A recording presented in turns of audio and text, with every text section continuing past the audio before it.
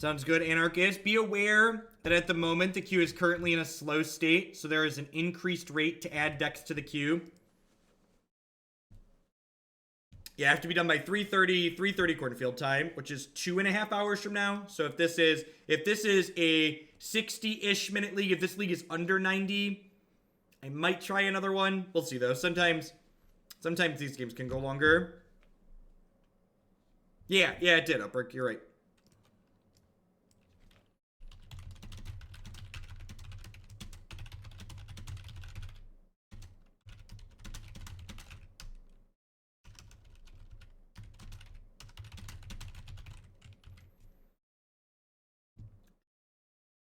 Yeah, so this is, again, viewer submitted deck list. We've got kind of an aggressive variant on fairies. We've got some remands and some fatal pushes here.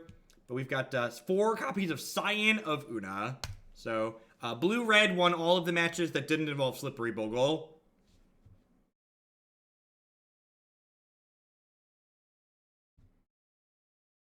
Santa's sweet. I could send you a guaranteed 03 deck if you want to squeeze it in real quick. Well, 03 decks are ones I can squeeze in under an hour guaranteed.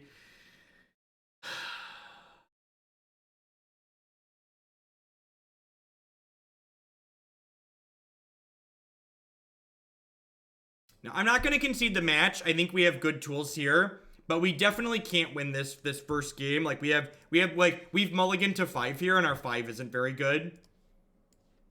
So we've got some okay tools here on the sideboard. I'm gonna go ahead and board these in and give that a try. But like we had double Fatal Push in our hand. I'm like that alone is a great example of why Lightning Bolt is just such a good card, right? Like if those Fatal Pushes were Lightning Bolt, we'd have a chance to race them there, right? Because they would just be like starting at starting at 14 basically. And like, we're not guaranteed to win, but we have a much better chance than if we like have these fatal pushes that effectively don't have a text box. Civilized Scholar, you are not wrong. I think that one holds the land speed league record.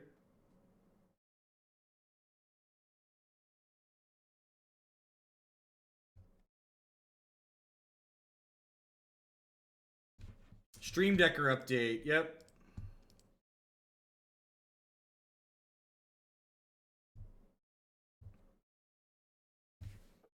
I would love to play first. Thank you for asking.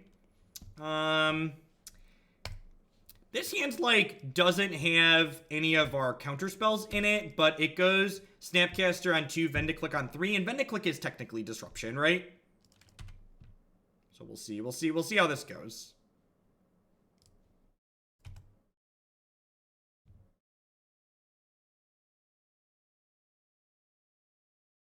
Sweet, they're not gonna have Tron till turn 4, which is great for us.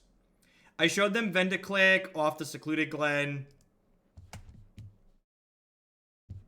I should have done this during their end step. They played another map, sure.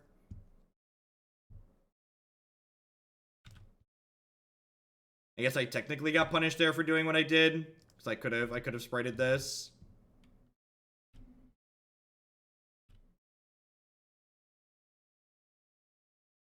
These creature lands are gonna like kind of punch the clock and go to work here, huh?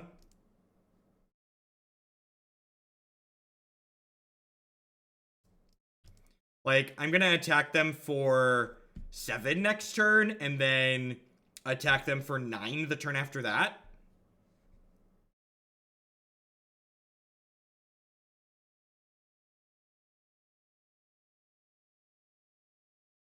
I don't know. I think playing a deck like this after playing Blue-Red Tempo, like, gives you some nice context. Like, it kind of highlights some of the issues a deck like this can have without access to the red reach in it. So I don't think I want to sprite that. I think I want to just, like, let them do their thing here. Just, like, get more pressure into play ASAP.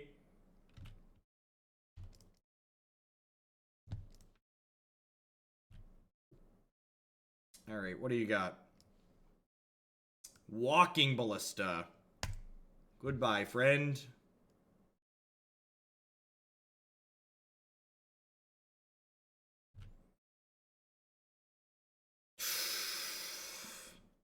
That's a real good one, chat. That's a real good one.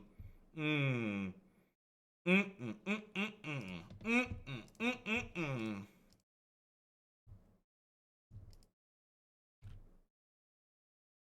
this is why I didn't concede the match. Like I said, I think we have tools to be competitive in this matchup, but we just definitely didn't have them game one.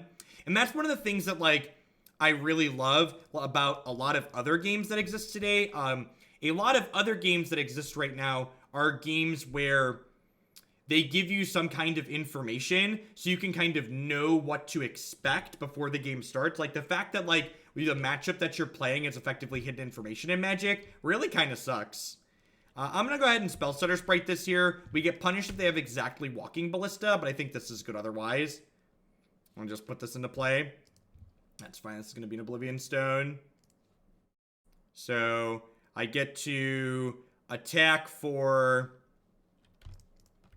I don't have lethal, right? They're at 11. I have 6-10. So I'm going to go ahead and just hold up Ceremonious Rejection here. Because one important thing to remember here is that my opponent's Oblivion Stone does not kill creature lands. So I'll be able to kill them with creature lands next turn.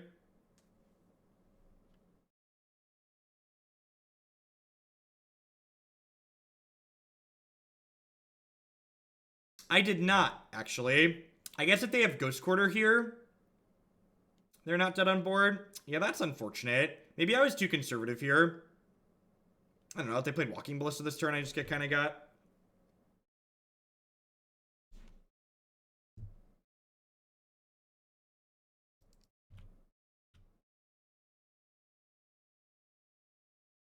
So the problem is, if I attacked with Mutavault, I wouldn't have been able to hold up Ceremonious Rejection.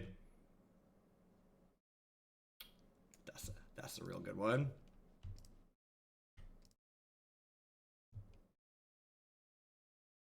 Chat, I had 5 lands total last turn. To animate an attack with both of these cost 5 mana. So the reason why I didn't do your play that you are suggesting is because I wouldn't have been able to hold up Ceremonious Rejection. You like how we drew our one piece of reach in our deck and it's gonna kill them here? Just like prime example of why Lightning Bolt is great. So again, this explicitly specifies non-land, so it's not gonna kill the Mutavault. Ghost Quarter gives us a land into play untapped, so they're gonna take 2 and then we'll drain them for 2.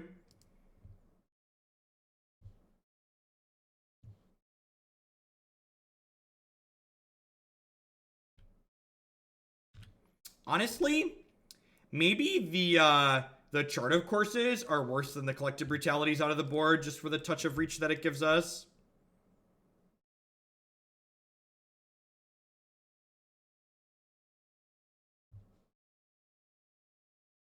You don't need to coddle me. I had a bad morning for a variety of reasons. It was not explicitly Twitch chat's fault. We can blame Hollowed One and Burgle more than anything. Yeah, I'm gonna do that. I'm gonna trim these. I'm gonna put these Collective Brutalities in my deck.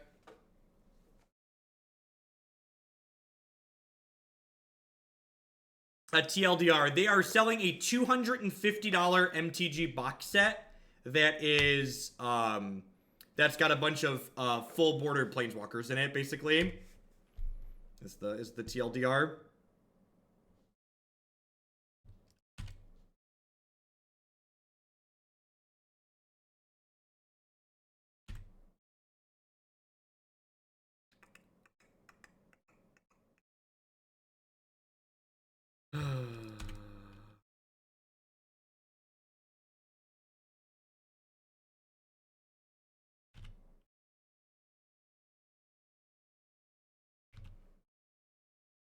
I'm pretty sure everything on this channel is Burgle's fault unless otherwise specified. It's a good rule. I like it.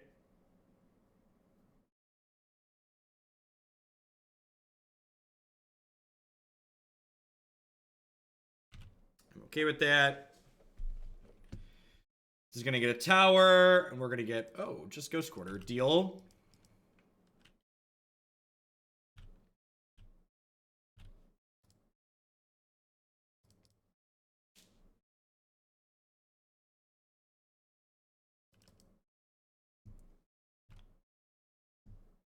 It's a decent draw. If we don't get Ulamogged this game, we could end up being okay on the back of double rejection plus some other disruption. If we get Ulamogged, we're probably dead to rates.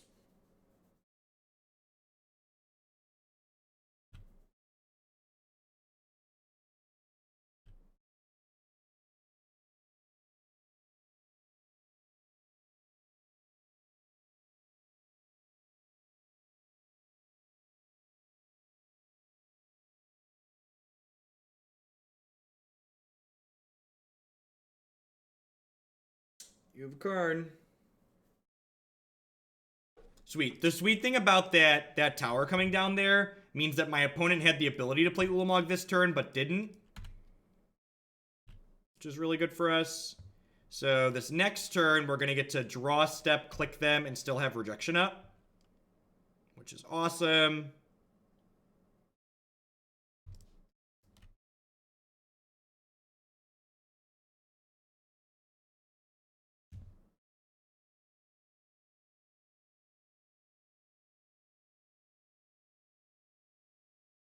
I think I just have to let that happen.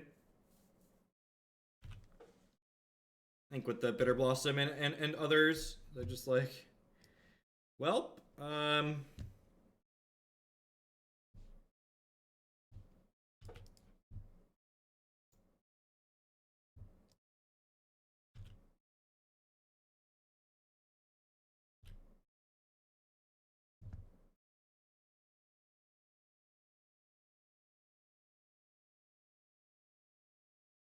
yep. Bogles. There was a good one drop fairy. No, I don't think so. I think fairies would be tier 1 if there was a black lightning bolt. So I'm gonna fire this up and attack for 3. I expect them to Ghost Quarter me, and then I'll play this second Bitterblossom out.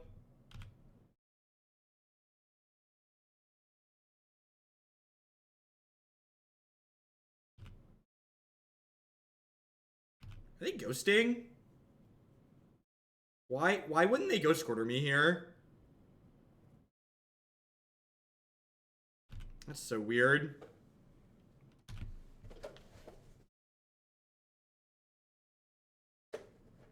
Like, is there any reason to not do that? Anybody think of a line?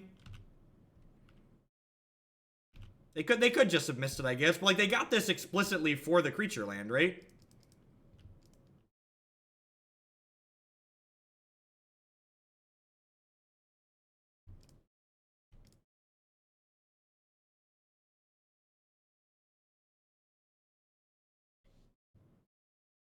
Scion lets us close really quickly here.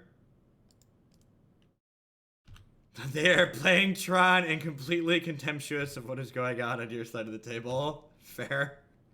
I think we're getting into can beat Ulamog territory here.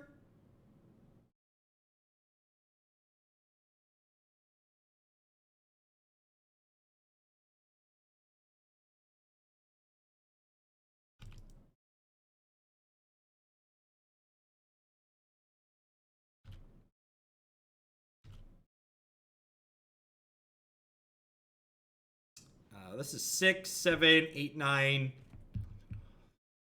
Nah, I'm not flashing that in just yet. I think we have this on. Well, that locks it up.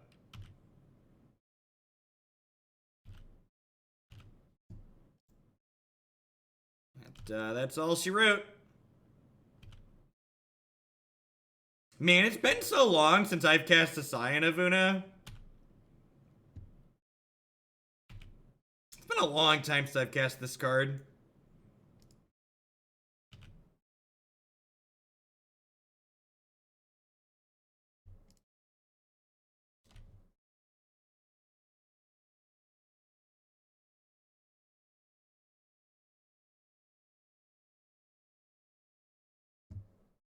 Nice 7L.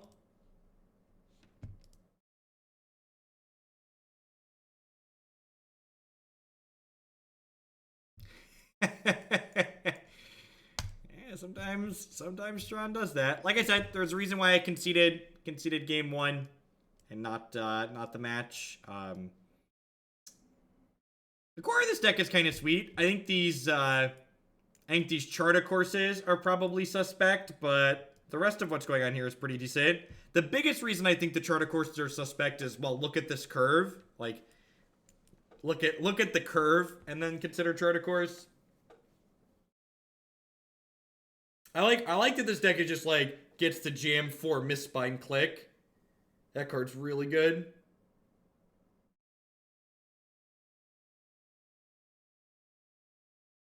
This card, like, we had 2 and 3 of these.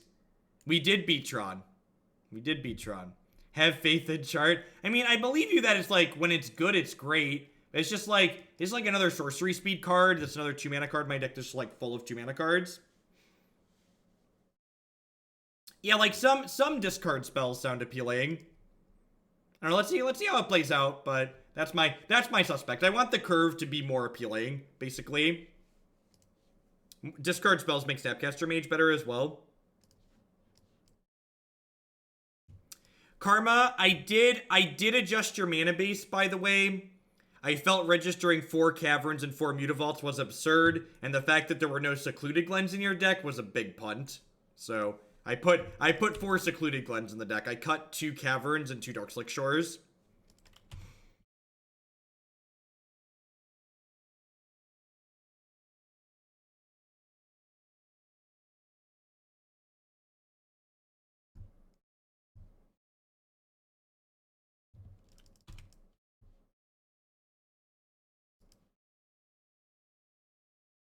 Perfect. Cavern of Souls, Aether Vial. Whelp. So I've got this 1/1 for 2.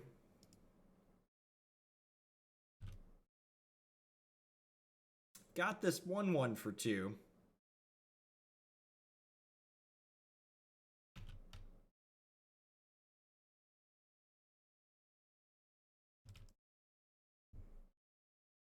Maybe they'll play another vial. An Optimist. Don't worry. We'll beat that optimism right out of you. Just hang out for a little bit. What's our board plan look like for this matchup? We've got Damnation's Brutality, Last Hope. Seems reasonable. The more sprites, the less bits. I just play what I'm paid to play, Lucatog. I just play what the people send me dollars to play.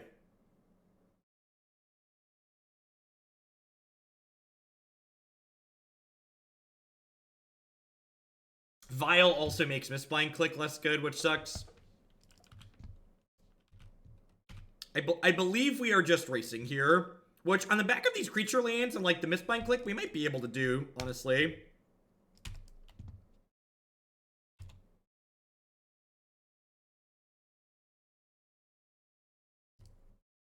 Two clicks and a land, Guav. I also adjusted the mana base in general, so you should check. The deck list on my website is updated. So jeffhoagland.com/decklist.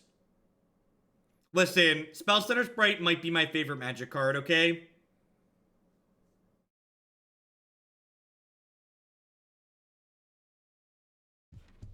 Might be my favorite Magic card.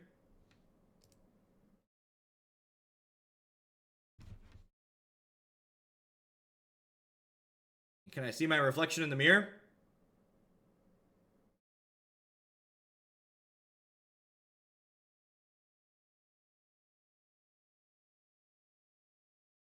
Am I dead yet?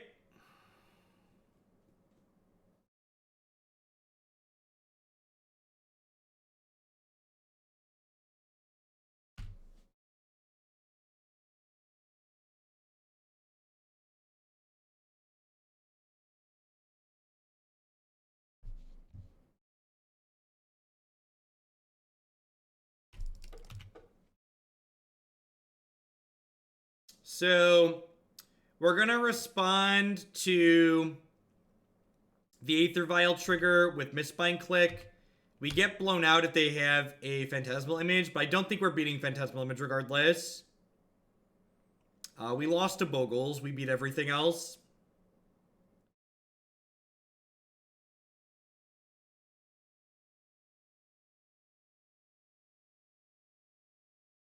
As a spirits player, the humans matchup is really easy. Can you explain why? My gut says the humans matchup should be hard for spirits because their creatures, neither of you interact with each other's creatures very well, and their disruption is better than your disruption. I would estimate between meddling mages and stuff like that, and their creatures get larger than yours do.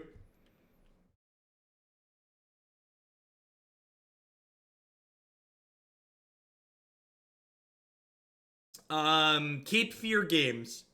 Robert Trost is the easiest way. Cape Fear Games is MTGO Traders' physical store, and they will turn your buy list stuff with a trade-in bonus into MTGO credit, MTGO Traders credit.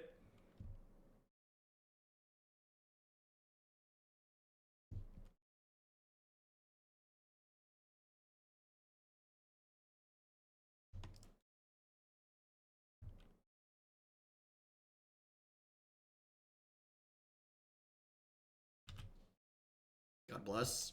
The 4/4 is actually pretty big here. Like her bottom being as large as it is not irrelevant.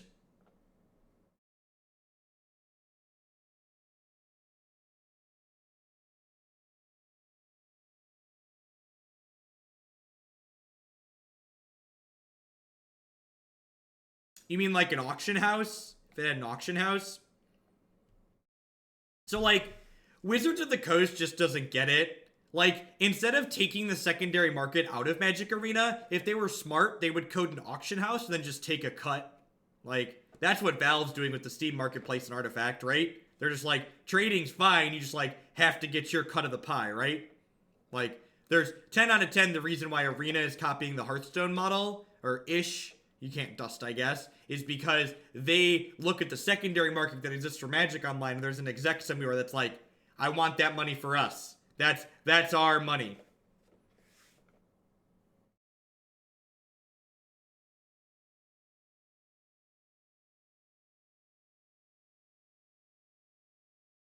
Don't Reflector Mage me, bro.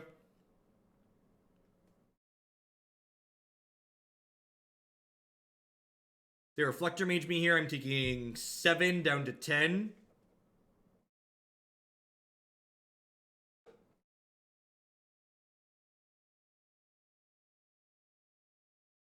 So in the matchup, my Quellers and Wanderers are blanked, as well as their Meddling Mages, Freebooters, and Thalias. The board generally becomes stalled. The fact that Spirits have Flying. I mean, like, is the board really becoming stalled consistently? Like, I don't know. I'd have to see how the games are playing out. But like I said, my gut is that I don't... Actually, my gut is probably that with Aether Vial in the matchup being a pseudo-flash matchup, in my experience playing Flash Mirrors, whenever I talk to people playing different sides of like pseudo Flash Mirrors, people are always like, whoever is the better player feels ahead. Which is why, like, when you take results of like just jamming on Magic Online, you kind of have to take them with a grain of salt, right? Because like, there's a good chance that like, if you play a lot of Magic, you're just like better than what the other, you're just a better player than the other person.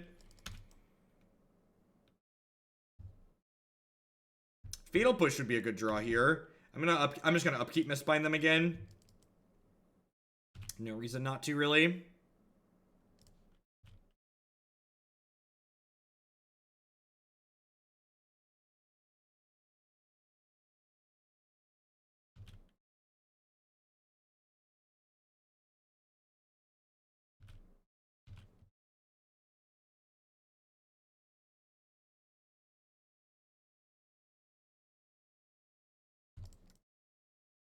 Sequencing comes up a lot, and like sequencing especially around like opposing instant speed things is like one of the things that new players tend to struggle with a lot in Magic the Gathering. A token of appreciation for the hardest desktop magician in modern times. Thank you, Still the Water, for the 4-month resub there. Thanks for sending your Bezo bucks this way again this month. I appreciate that.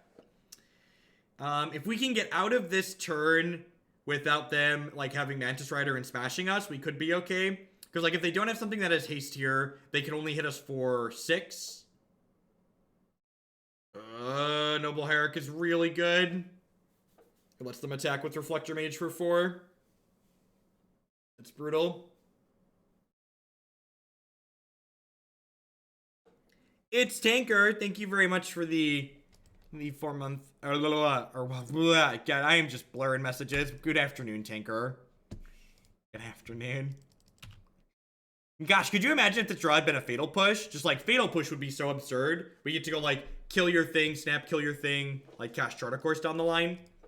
Now, this turn could actually potentially be okay for us here. The 6th untapped land means I can activate Mutavault, activate Faerie Conclave, and play Scion after blockers, which could make combat go very favorably for us should they decide to shove. That being said, while they're currently at 0 cards in their hand, one of the reasons why Humans is such a good deck that's so consistent is Horizon Canopy is busted.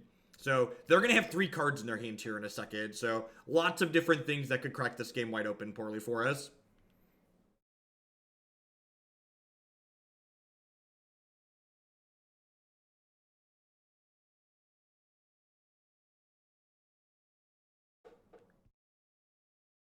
Alright,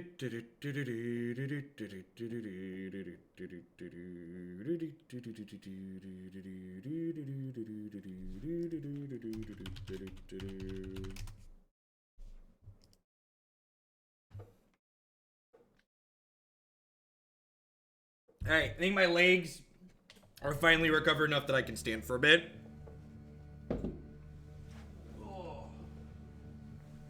Oh, they're still a little sore, chat. They're still a little sore.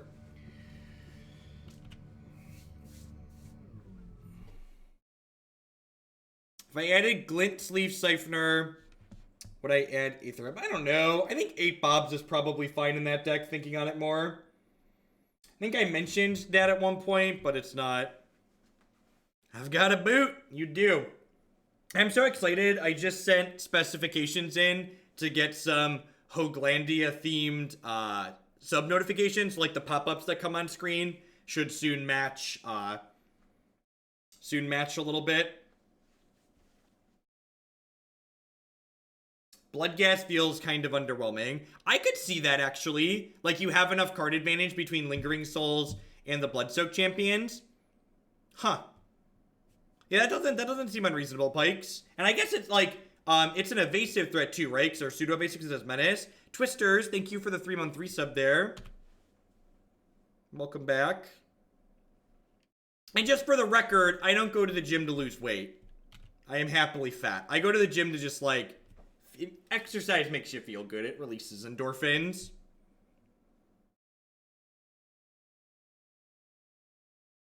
Cut a Mutavault. I could see that. I don't know. Part of me thinks that that's just, like, being too cute, honestly, Pikes, and that, like, Glint Sleeve Siphoner is just, like, fine without Aether Hub, just with the Harvester and just, like, drawing an extra card every other turn.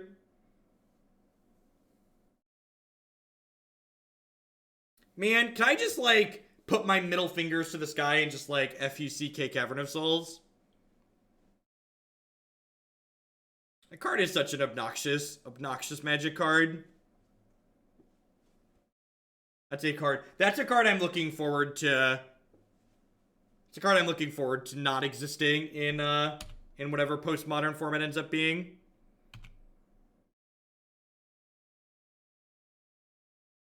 Yeah, my gut says, thinking about it more and thinking how Bloodghast plays out in that deck, that I could see cutting Bloodghast for Siphoner, but Aether Hub seems too cute. I think if you wanted to hedge Siphoner, I might go up on Aether Sphere Harvesters rather than play Hub. If they don't have a 3-mana card here, we could be okay. They have a 3-mana human, we're gonna be in trouble.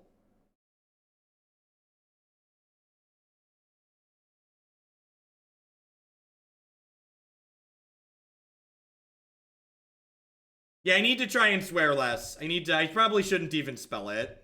It's a personal goal. So this means that Thalia's Lieutenant can't even attack profitably. They actually don't have good attacks this turn now, which is great for us. Which could induce bad attacks on their part.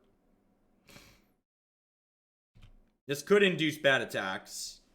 It's like if they ship here.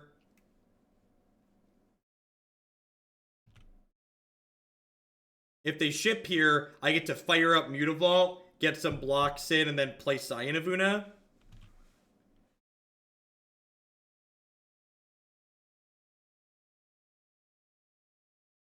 Yeah, isn't necessary is the best way to describe it, right? All right, so I think I want to trade. I think I want to trade Mutavault plus Spellstutter Sprite for this. Yeah, correct, legit advice. All it does is expand the range of people that can consume my content. It doesn't strictly add value, and it increases the range of people that can consume my content, so it's all upside.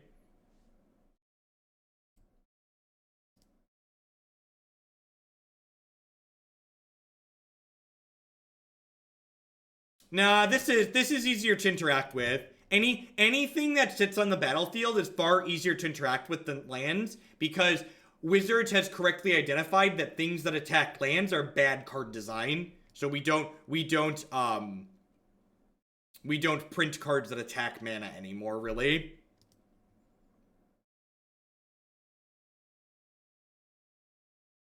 Do I have lethal on the backswing if I don't throw the Spellstutter Sprite away? This can block flyers. Actually, I should count this before I do anything. Did I punt?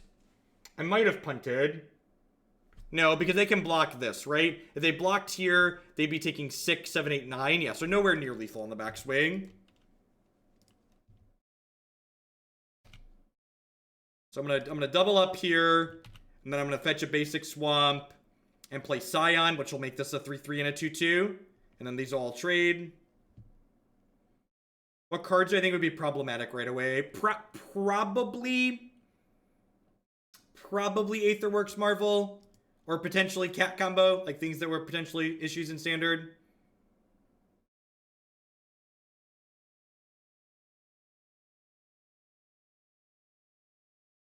I think Field of Ruin really just like hit the land hate nail perfectly on the head. There's just like, there's no unfair or degenerate way to leverage Field of Ruin. It does exactly what it was designed to do and nothing more.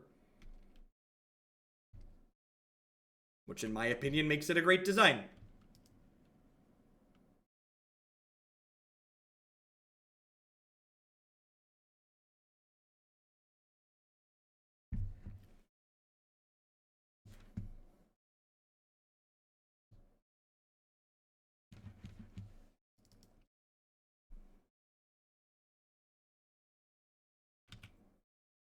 Yeah, I think that's too many threes, Pikes. I think the deck already has close to too many threes.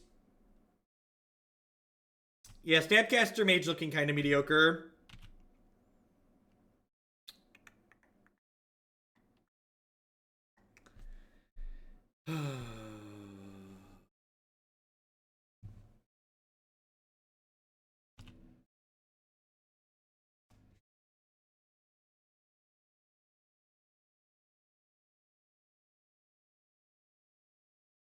This is game 1, right?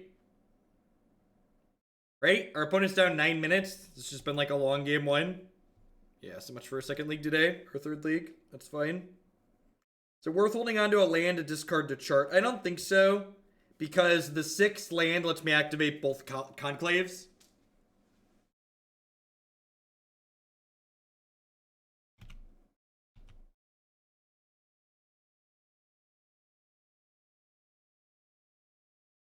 Yeah, we're in an okay spot here. Like, the Faerie Conclaves put us in an okay spot. We can flash in Snapcaster Mage like a chump blocker / ambush viper. Well, welcome. I'm glad you got to poke in for a live one here. Thanks for watching the YouTube stuff.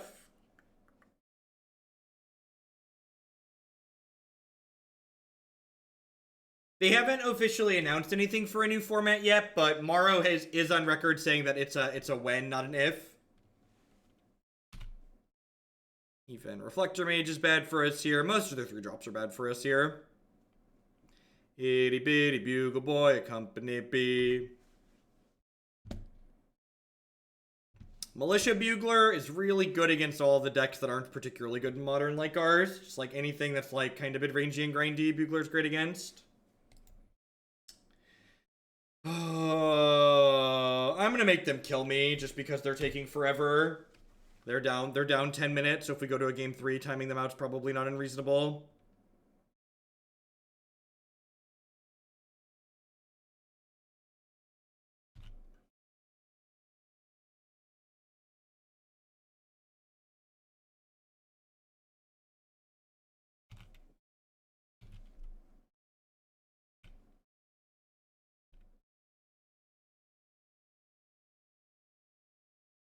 Yeah, that's true. If game 2 takes the same amount of time that this one does, there won't even be a game 3.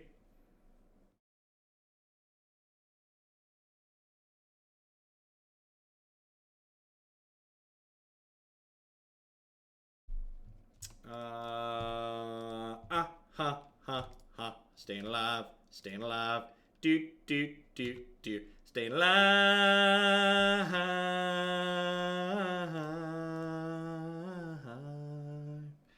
This works out for us. I think this works out. We go to 1 here. Seems good. They time out being 1-0, they still lose. Correct. That's why chess clocks are better than paper magic.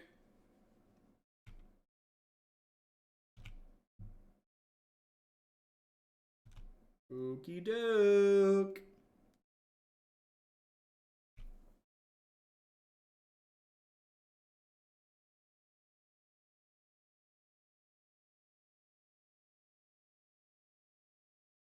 Yeah, if we'd have drawn the push 1 turn sooner, should I push the kite sail and then chart a course? Probably not.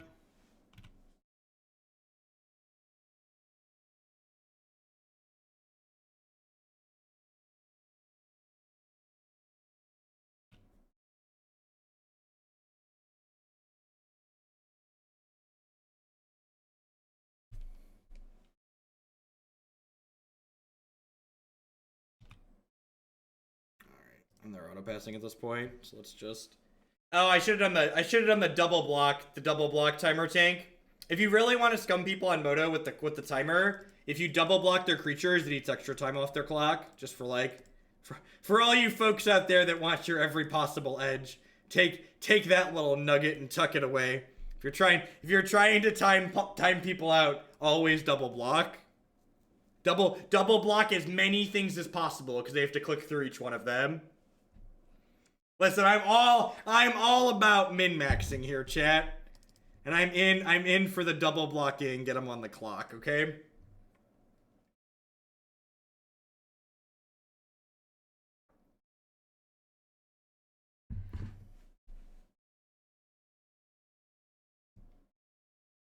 Hand's great.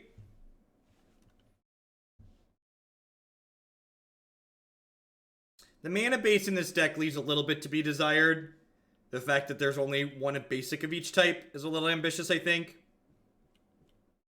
It's possible the Darkslick Shores should just be like another swamp on another island.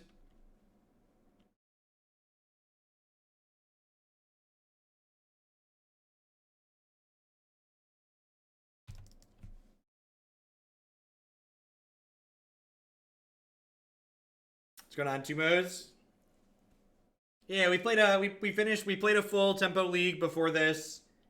And then we're currently 1-0 in this league, but this opponent's down now almost 12 minutes on clock, so it's taken a while. I did hear that, Super Slink. It's been a while since I played a paper RPG. That could be a fun one to do.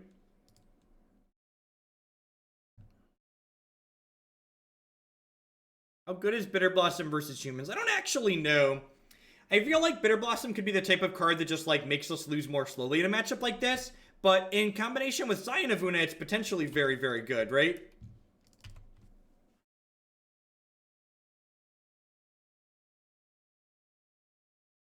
Rob Cruzel, thank you very much for the brand new Prime support. Now, there's a lot of great people making a lot of great stuff on Twitch right now. Thanks for supporting mine this month with that. Welcome, welcome. Welcome to everybody. Got almost 700 people here on a Thursday afternoon. I'm going to have a short stream today because I took this morning off, but I'm going to be doing an extra long stream tomorrow. I'm planning to at least 12 hours. Nice long Friday stream.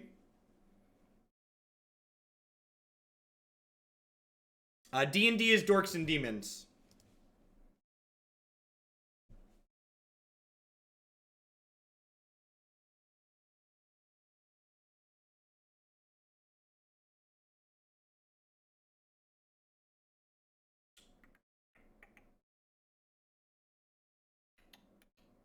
Dabs and dabettes.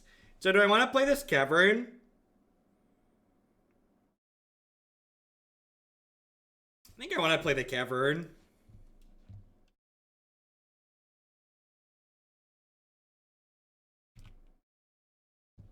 I think dragons play humans in households, maybe.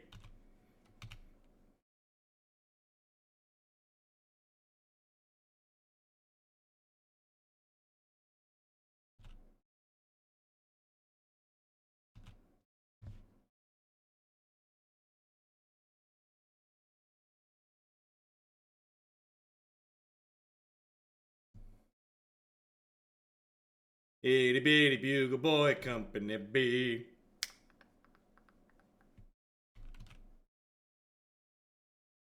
So, if you think a card is obnoxious and your deck is capable of playing it, you should probably be playing that card.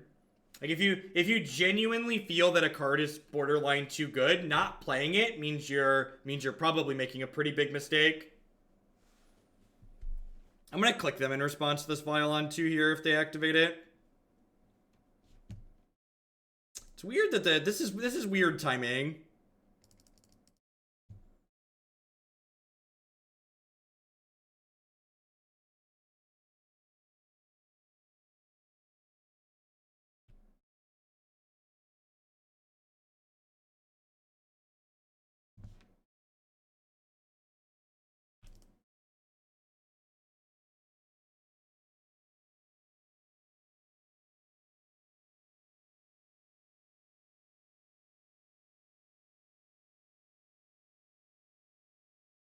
And if I treat somebody's card choice as a moral decision, that by not playing those cards, I'm better than them, right?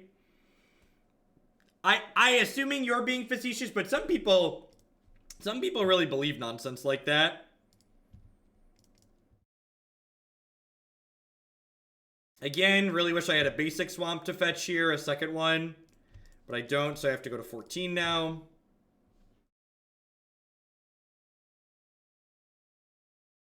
I think I'm just on defense at this point. If this game goes long, we're certainly favored. So let's just like hang out. They could potentially be forced into Reflector Maging my Clique here.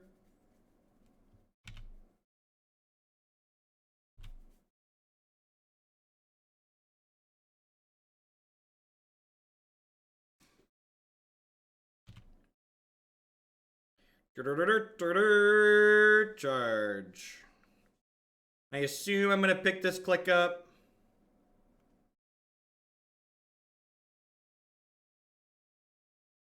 Depends on how the deck's built, Drum. If the deck's built in a way that I can afford to pull the Cliques out of the deck, probably. Or the sprites out of the deck, probably. But this deck is not constructed in a way that I can trim sprites. Honestly, I'd be surprised if most are. Like I said, I have to look back to the list on my website. It's probably constructed in a way that can pull sprites out. So it's a little bit aggressive, opponent. So I'm going to throw this one away, and I'm going to gain 3 with this one. Take 2 here. I love when somebody says the word net deck, because it gives me the thumbs up to just completely zone out everything else they intend to say for the rest of the conversation. Because they're a stone cold mouth breathing idiot. Makes it really easy to signal if they do or don't understand what's going on.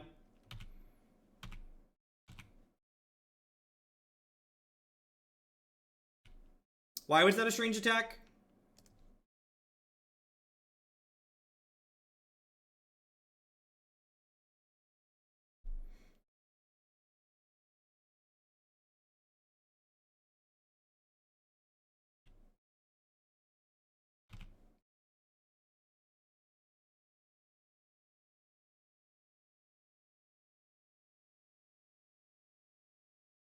So I get to go ahead and do this, and I get to double block here. And if they want to try and blow me out, I get to flash in Scion of Oona and just give it to them.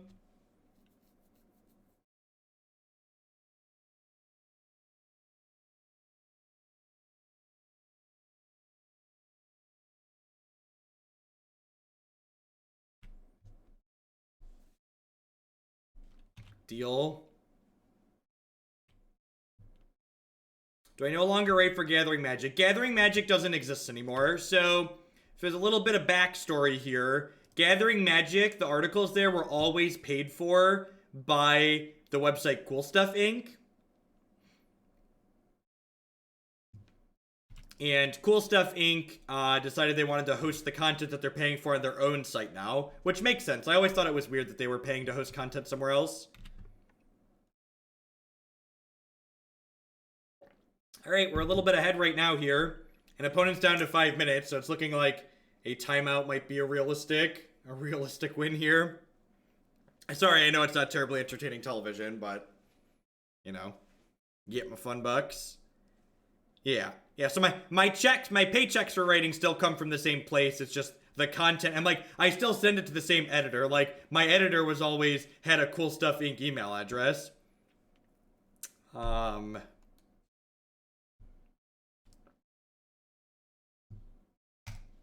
Yes. So this is going to force their hand on... Okay, so they could have Reflector Maged this off the Vial in response and still killed this, but... Okay, deal.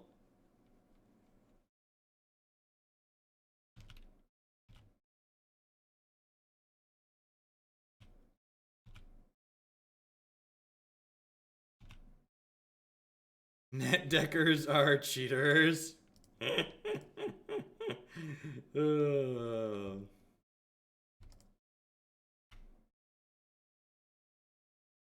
term... Yeah, they could, Ken, because it would... The way spells work are... It's not a state-based effect. A spell checks if it has legal targets when you cast it and when it resolves. It doesn't check at every point in the middle when state-based actions are checked. So if they dismembered and then they removed the thing giving hexproof in response, and when their dismember resolved, it would say, oh, this is legal, kill it.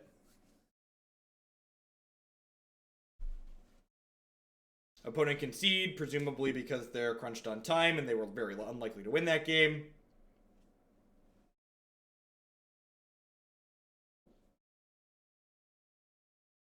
People that like to use net deck as an insult are people that are unintelligent and use that kind of term and an insult that way to make themselves try and feel smarter because they probably know they're not particularly intelligent. And it's okay to enjoy building your own decks. It's okay to say, I prefer building my own decks to looking at decks online. But to, like, try and say that, like, people who take deck lists and prefer to play good Magic as opposed to building decks are, like, somehow enjoying the game wrong compared to you, that's just childish and silly and petty. And if you're an adult who's doing that, you're just probably not terribly bright. And again, I love building my own decks. But I also love practicing and tuning decks that exist. I think that's fun too. And it's okay for people to enjoy Magic in different ways. Yeah, your way of enjoying this children's card game is wrong. There are a lot of people with that mindset in the Magic community, and those are the people that are really bad for the community. Like, I'm a great example. I really hate playing Limited. I don't think it's fun. I don't think it's interesting. And there's plenty of people that do find it fun and interesting. That's great for them. And they can and should play a bunch of Limited. But it's not for me. But that's okay. Not every part of Magic has to be for me.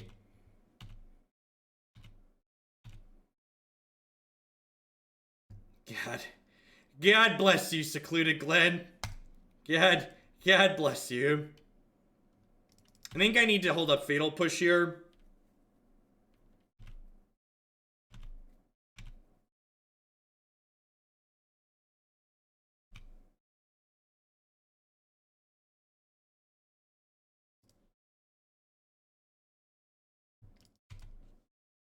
Yeah, imagine if this Secluded Glen was Cavern. Because remember, I cut from the list that was submitted, I cut 2 Caverns for 2 Secluded Glens.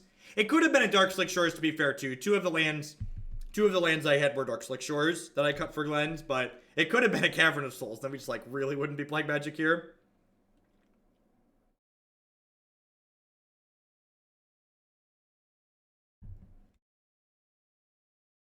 There's no way they win this game on time. Unsure. That could go either way. If they have, like, a Mantis Rider here, they could probably kill us pretty quickly.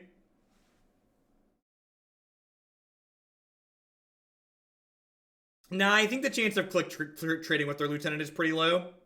I also, like, want to get Snapcaster Mage into play ASAP.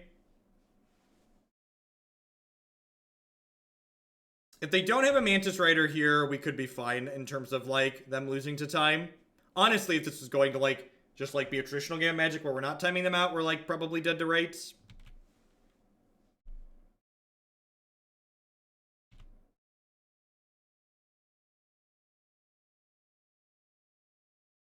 These are my cards. My cards don't do a whole lot.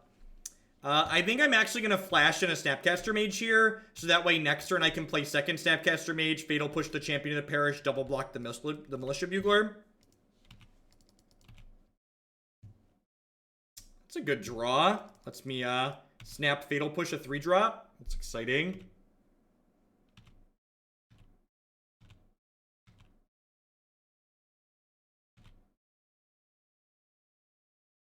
Another Bugler.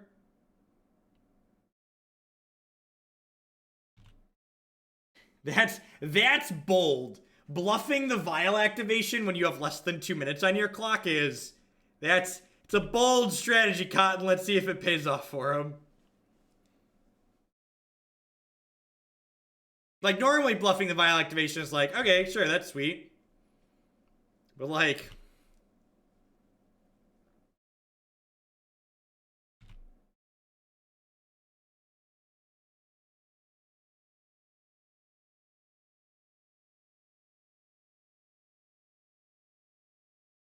Ah, they have Reflector Mage here, and they thought about putting it in last turn and then decided against it. That makes sense.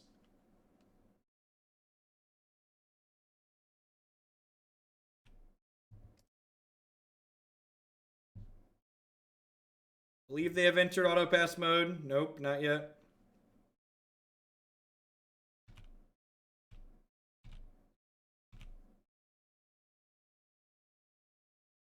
They have Athalia's Lieutenant. That's real bad for us.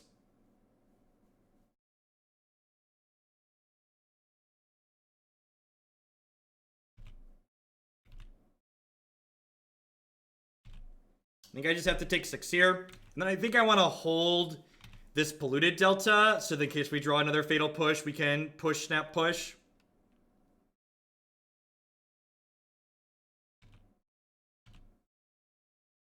Top deck Damnation would be good.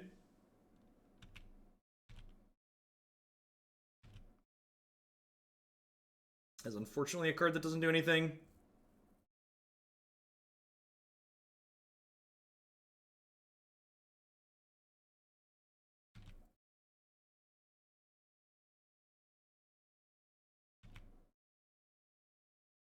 Can I not die during combat next turn? I think I can avoid not dying during combat this turn.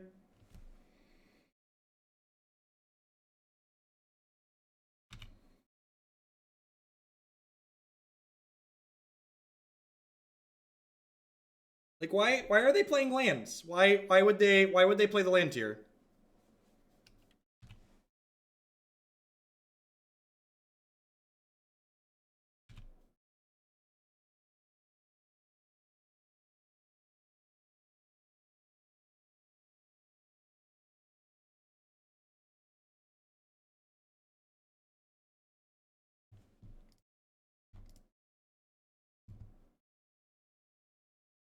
Oh, I should have clicked myself, right? They probably can't actually cast that card, so I'm going to leave that there.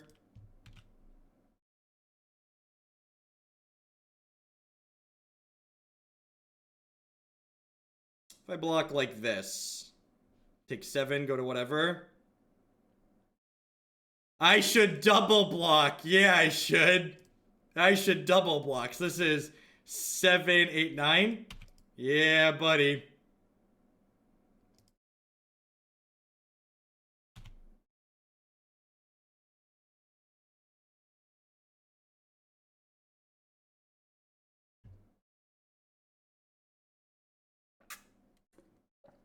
Ah, look at that. Execute the scum. Smoke if you got him. Yep. All right, well, we're waiting for the third match of this league to pop. I just like to thank everyone for hanging out here today. Welcome. My name is Jeff Hogan. I'm a full-time stream, meme, and content producer here on Twitch. If you enjoy my stuff, please consider subscribing to my channel. My subscribers are a big part of why I'm able to stream full-time here like I do. I wouldn't be here day in and day out if it wasn't for the support of all of them. Past subscribing to my channel, you can also support my content by checking out some of my very wonderful sponsors. MTGOtraders.com will love to buy and sell some Magic Online cards with you. And if you use code Hoagland PayPal at checkout with them, you'll save 8% on your singles orders there. BCW Supplies like to help you protect your very valuable Magic and trading card assets. They do all sorts of gaming accessories like sleeves and deck boxes and other wonderful stuff. You can save 10% on your orders with them at BCW Supplies using code Jeff10. Honey is a free browser add-on that when you install it using link bit.ly/HoogleHoney, you'll be supporting my content here at absolutely no cost to yourself. What Honey does is when you're shopping online, it searches automatically for some coupon codes to try and save you money on things you're going to be buying anyways. If it can save you money, it offers to do so, and if it can't, it leaves you completely alone. Lisa would like to get you on your way to a better night's sleep. Christy and I have been sleeping with Lisa for the last 3 months now, and we really enjoy it. I don't think we'd ever go back to a traditional pillow top mattress. You can save $160 or more on your new mattress with Lisa by checking out links bit.ly/HoogleBedUS and bit.ly/HoogleBedCA. And of course, we're heading back down into the league here. We're 2-0. Technically, our deck should be 1-1. In a paper tournament, we would have lost that last match to humans, but we were able to time them out in Magic Online. Yeah, making him kill me in game 1 probably won us the match.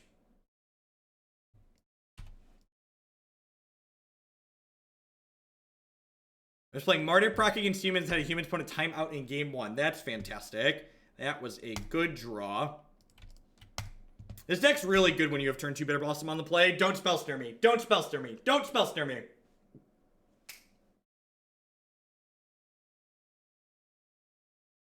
Good night, races.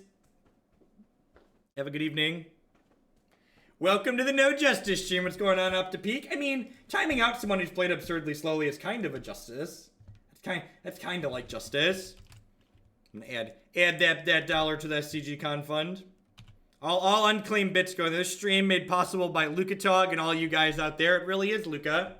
Would you like to apply that to a deck, or should I throw it in the SCG fund? You let me know.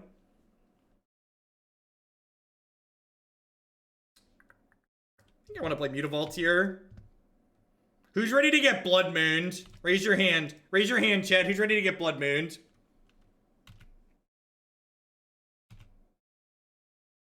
Instead of me justifying every decision I make in my deck to you, the player, you, the viewer at home, as an exercise, if you want me to do something different, justify why I should do the thing you want to suggest. So if you think this deck is worse than something else, explain why you think your other thing is better.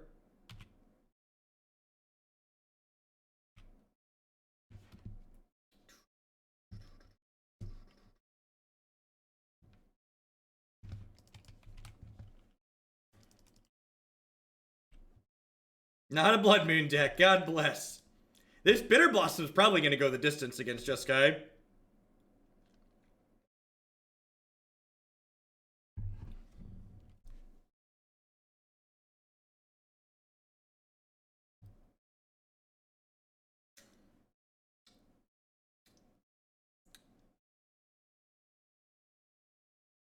How do we feel about remanding this? I kind of like it. I kind of like it.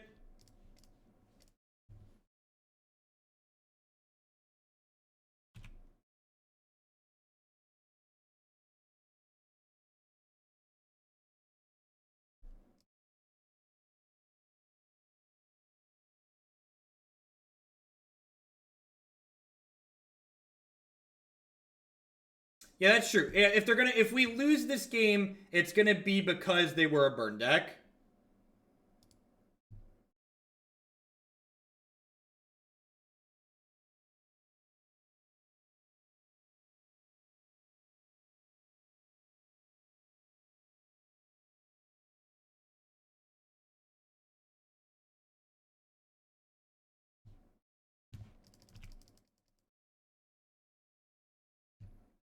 Faerie Conclave's been okay, actually. I like the inclusion of Faerie Conclave because this deck is playing Scion of Oona.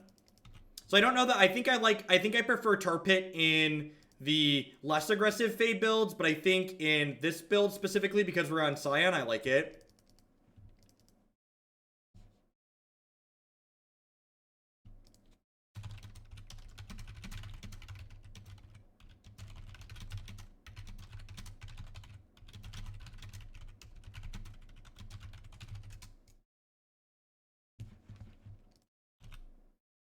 What would I like to play at STGCon? That tournament is currently 3 months away, so I have no idea. My leading deck for Modern would definitely be the blue-red tempo deck that I've played a bunch, but like I said, I think that's pretty good here.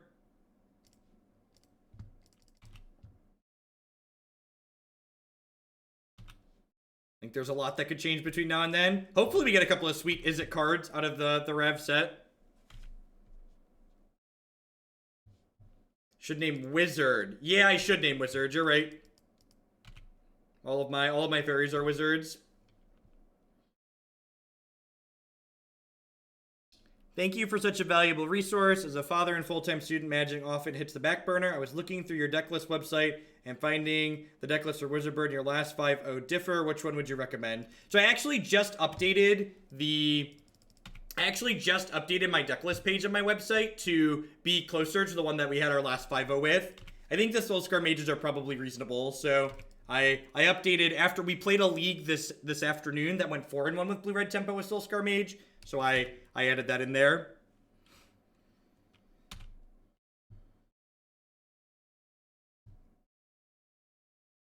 Ideally, the purpose of my website is that people no longer have to ask the question, what would Jeff Hoagland play for this archetype? So whatever I believe to be based on my experience, whatever I believe to be the most competitive iteration of a specific archetype, if that archetype is on my website, you're going to find my preferred iteration there. So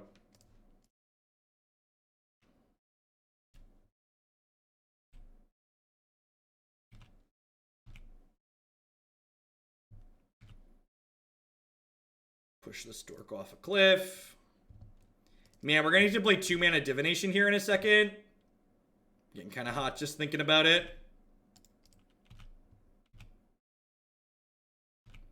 Man, do we just draw 4 here?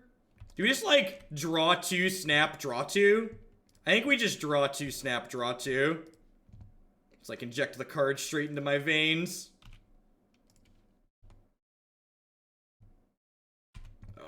Yeah, give it to me, baby. Give it to me, baby. All the girlies say I'm pretty fly for a white guy. Do do do do do do do do do do do do do do.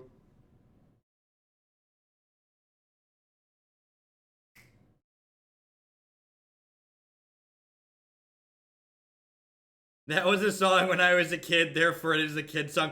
I made a fly for... I had never felt so old before. I made a fly for a white guy reference while tutoring a high schooler one time, and they just had no idea what I was talking about. I was like, I know I am old.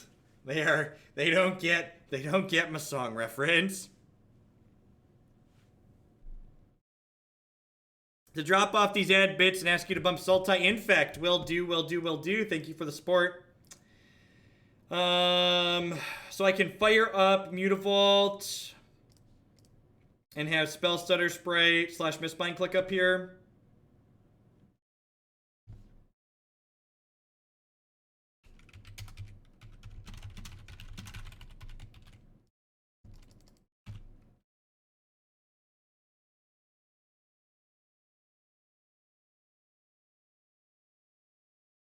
I've made sure my teenagers know all those references by constantly playing the music of my people to them through their lives.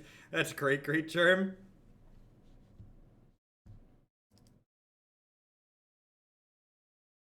I am 27, which is borderline ancient. What are bits? Bits are another way to donate to the stream. So 1 bit is the equivalent of 1 penny. So donating 100 bits is the same as donating $1. Maybe this isn't a Disdainful Stroke matchup for this deck.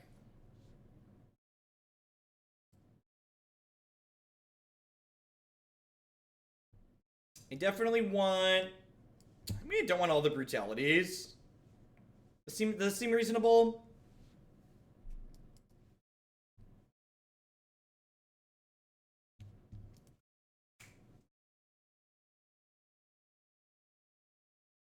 Yeah, I play an excellent old man on TV. I'm not actually an angry old man, I just play one on television. I mostly like to say that 27 is ancient because Christy is older than I am, so if I'm ancient, well then, you know. Yeah,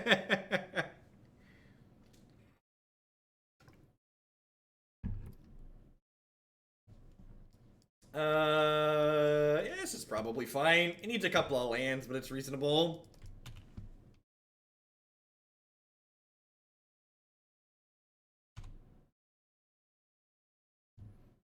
I knew I was old when a kid I was playing commented on my Iron Maiden shirt saying he loved classic metal like them and Avenged Sevenfold. Oh no, chat! I cut my fatal pushes, and that's a thing in the ice.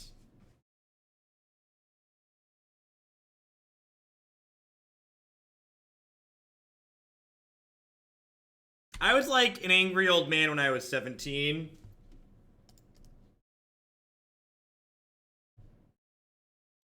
I've got life bitterness. I mean experience. Got a lot of life experience.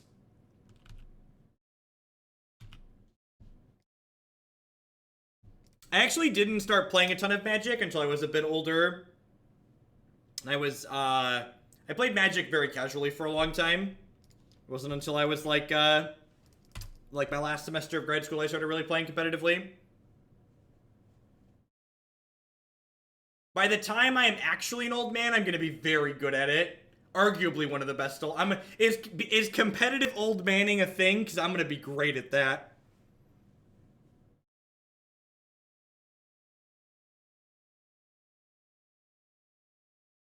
I think this thing in the ice is going to give it to us, chat. Clint Eastwood currently holds the title. That's great. Oh no! They're sculpting our minds! Chat, they're sculpting our minds! We're one shy of being able to kill that dork this turn. Between these two, yeah, I think we're pretty toast here. I guess I need to bring Fatal Push back in.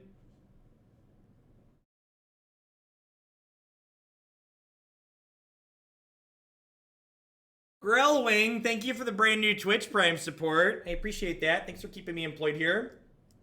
Welcome, welcome, welcome. This Vapor Snag's probably great, actually. I'll trim the Spell Pierce. Maybe I don't want these Brutalities. I don't want the Brutalities.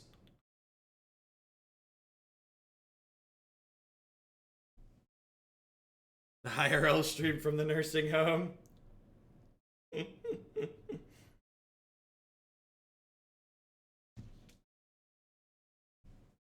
Two kids. A career. I'm like basically a clown cam girl. Does that really count as a career?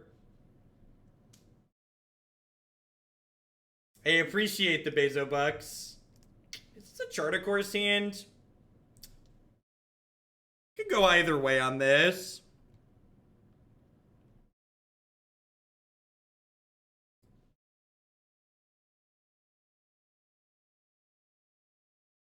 That's fair, angry Turbot. That's fair. I do strive to be the best clown cam girl that exists.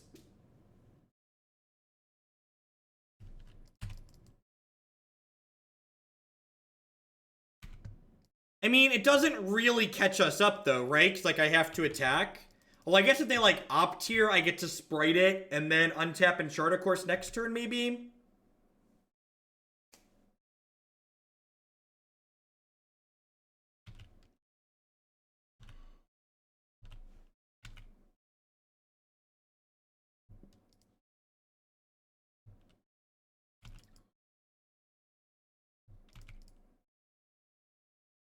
People like that just aren't worth my time, Nivik. That's like someone that states what that person said. They're just looking for stuff to be pissed off about and then go be pissed off about stuff somewhere else.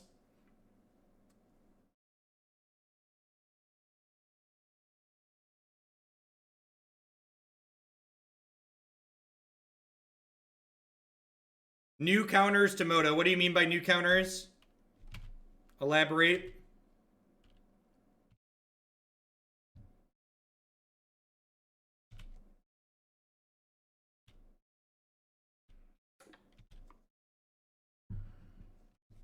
Is Pyroclasm an option in the sideboard? No. So, against Bogles, Pyroclasm has to happen exactly on turn 2, and you need to be on the play, and they need to not have a follow-up Bogle.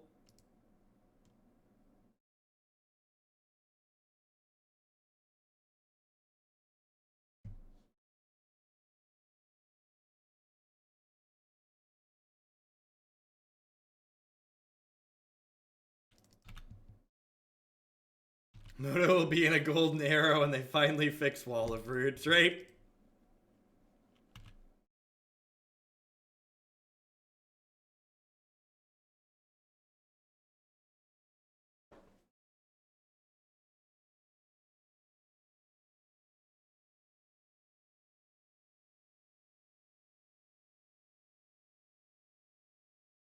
So you can see when it's a loyalty counter. Oh, that's a great improvement. Like the Abzan deck we just played recently, we had both 1/1 counters and loyalty counters on Gideon, so that could be confusing.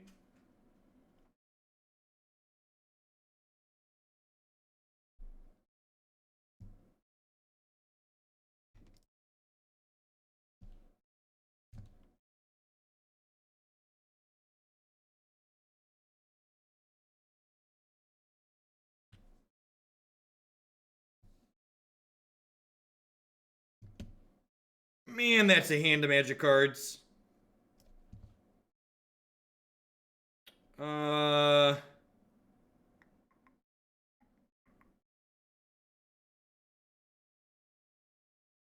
can just let him keep these.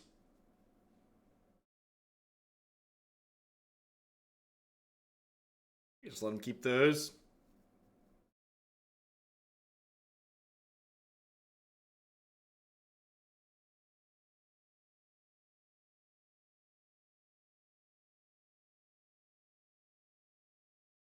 And were you expecting them to be pretty?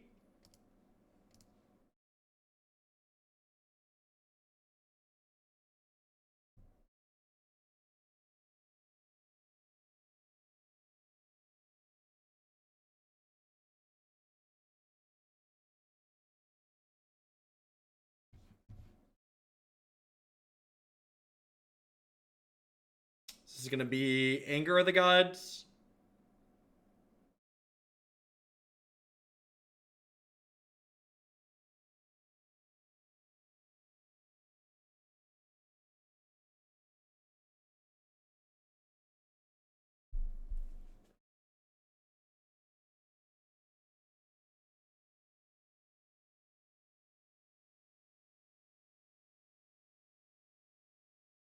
So you have Path, Thing, Jace, Settle, Anger.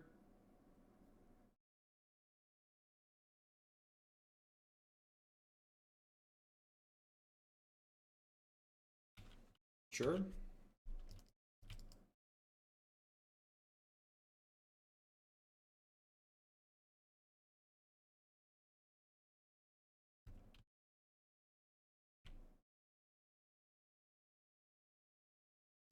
Moto's written in .NET. It's written in what every good video game application is written in .NET. Duh.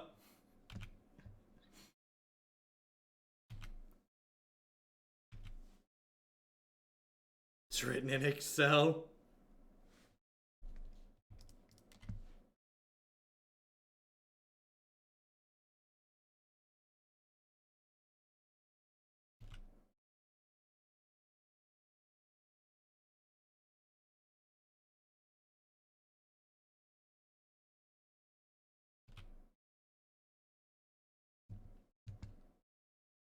Unity doesn't use a .NET backend, does it? Unless I'm sorely misinformed. Optionally, it can't, sure. Like, it has the option to, but it's not like, they don't, like, recommend you write your video game in .NET, right?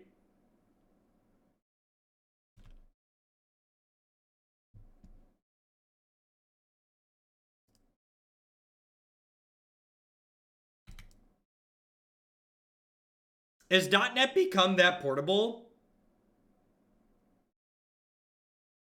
I thought Unity was C sharp. Yeah, C sharp is different than .NET.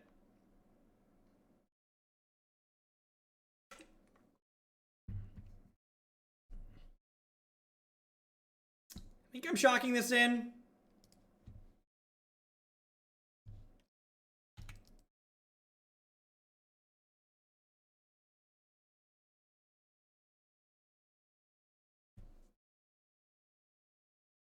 Excuse me, Remand, Snap Remand.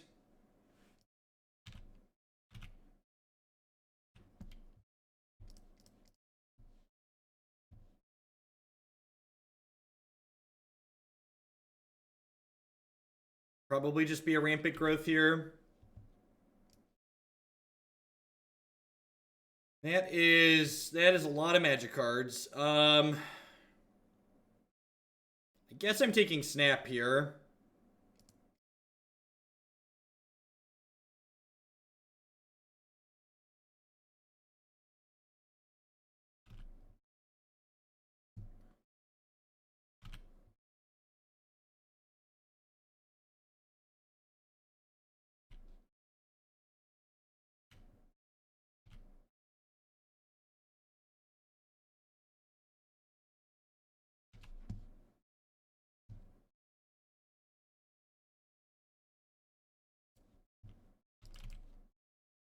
Well, they have 5 cards, and we have 2, but we have 2 lands that attack.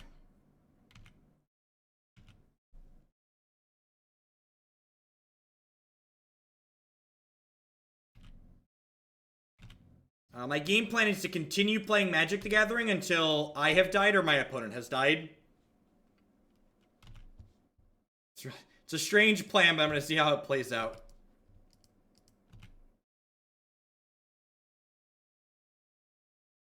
No, I just experienced Hollowed One this morning and decided it wasn't worth my time to continue playing Magic.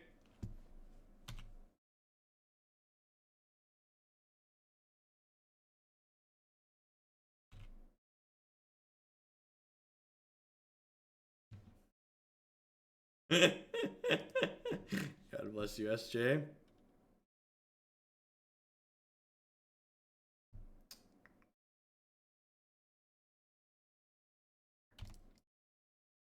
I'm gonna go ahead and remand this.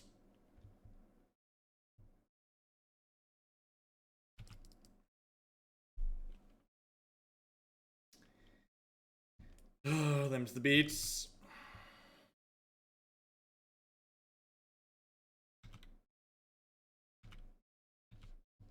How many spells have we had this game? 3, 4, 5, 6, 7 spells in 14 cards. About 50%.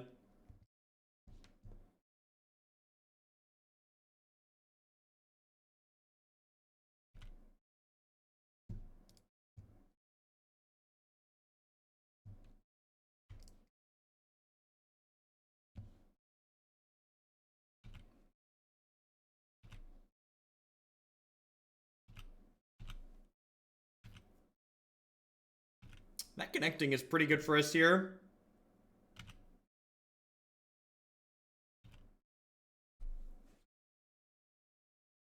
Don't be afraid to call it, judges. Great advice for a first tournament. Judges are there to help.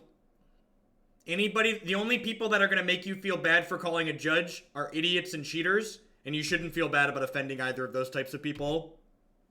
Maybe I should have sprited that. Yeah, I probably should have sprited the opt rate.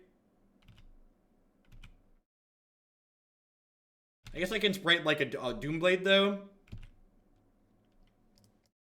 Remand's an okay draw. I mean, we're technically winning this race at the moment.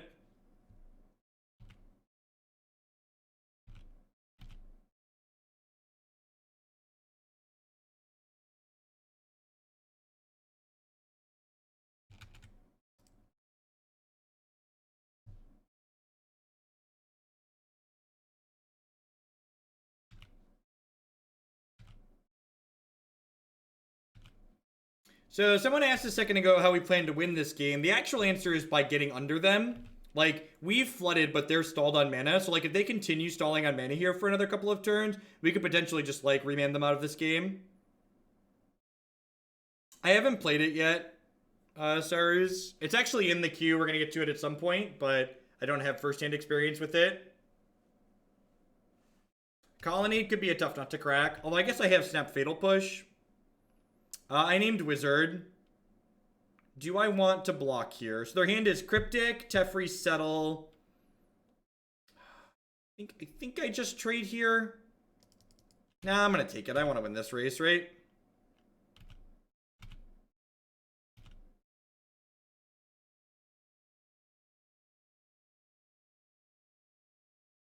Hopefully they like tap out for a Planeswalker here and we get to Snap Remand them.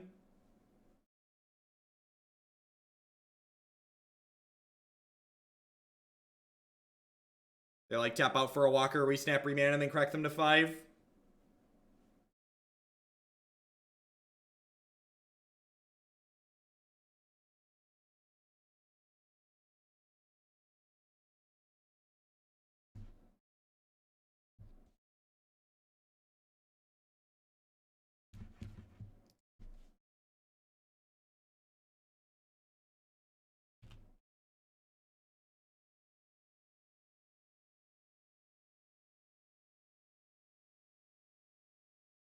Fatal Push is actually a decent pickup, because it means I can burn this on the Colonnade and then Snap Remand.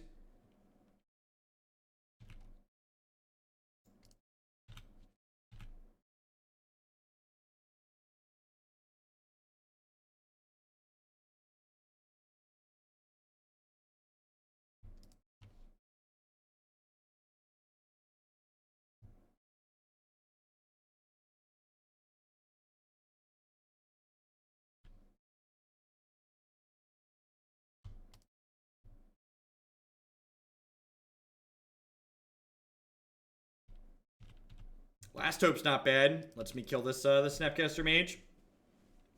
I actually ended up in an okay spot this game.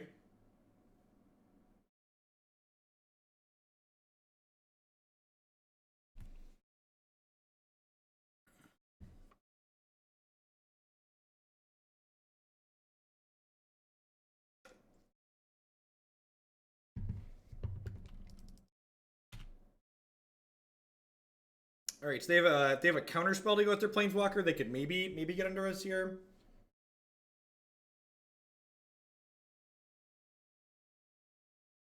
What?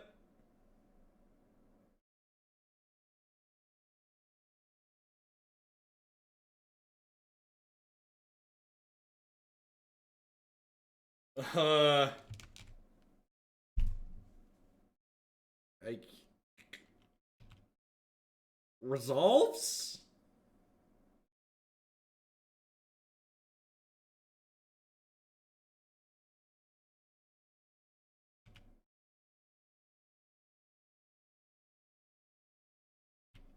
I mean, like, they're dead, right?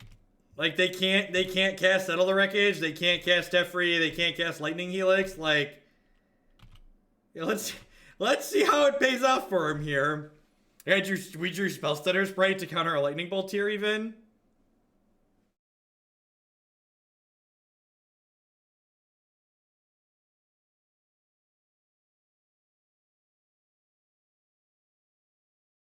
I mean, like, to be fair, I think we were winning this regardless, but like...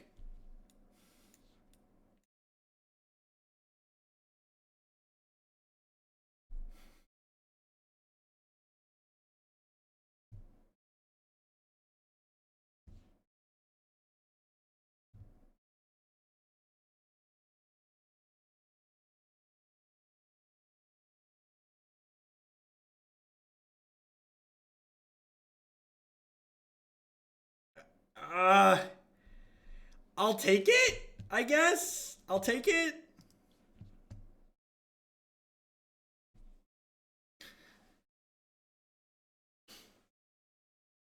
I can't even fathom why you would put that card in your Jeskai deck.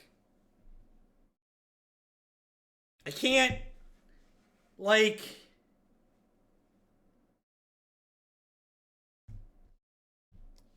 And, like, for the record, I think we were winning even if they didn't cast Blood Moon there, but, like, the fact that they did Cheers to that. What's going on, Dougie? Thank you for the bits. All stray bits. Head to the SCG Con Fund, so thank you for that. SCG support, Bionic Broccoli. Speaking of the SCG Fund, thank you for that.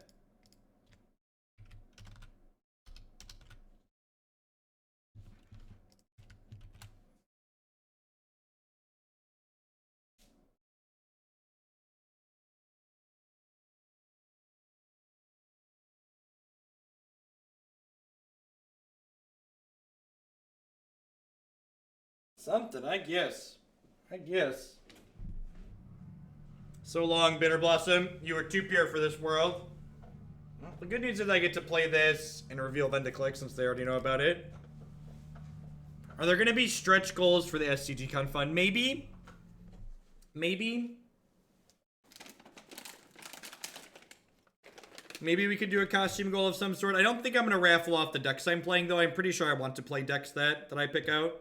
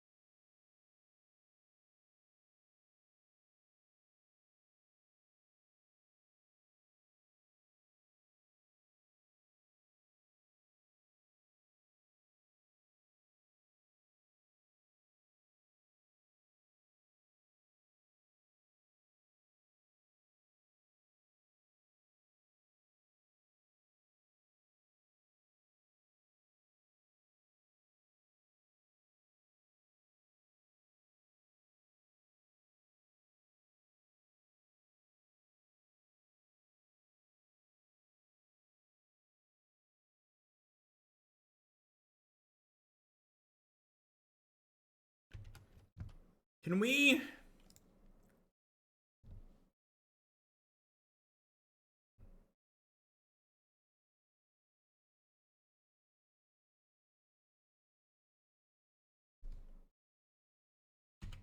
I don't know about sleeves. Custom sleeves can be kind of difficult to get reasonable variations on.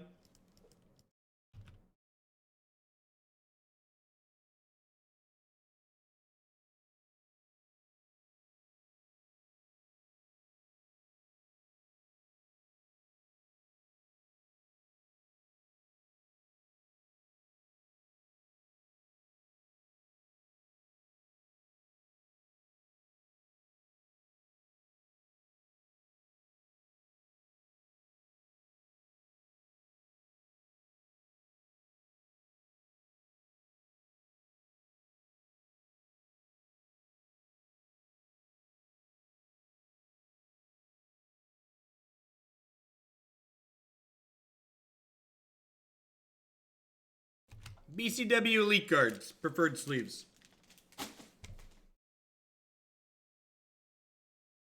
They shuffle nice, and I didn't destroy them.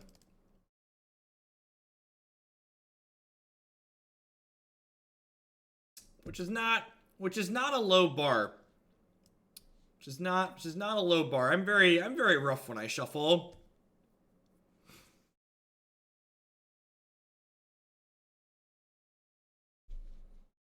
Vapor Snag seems bad here.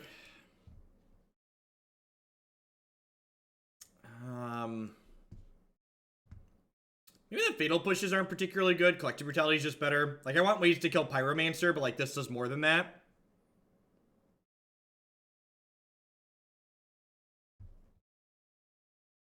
Yeah, both Dredge and Bridgevine are on my website. Bellus. And find my preferred deck list for those archetypes there. Is this a Damnation matchup? It's probably a Leyline matchup, huh? What am I trimming, though? Maybe if I'm bringing in Leyline, I don't want the Damnations. I don't want to overboard.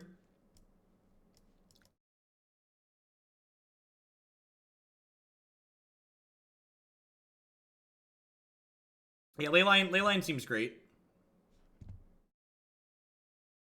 I'm not sure about Snapcaster. Snapcaster's kind of mediocre in this deck. It doesn't have a lot of great things to flash back.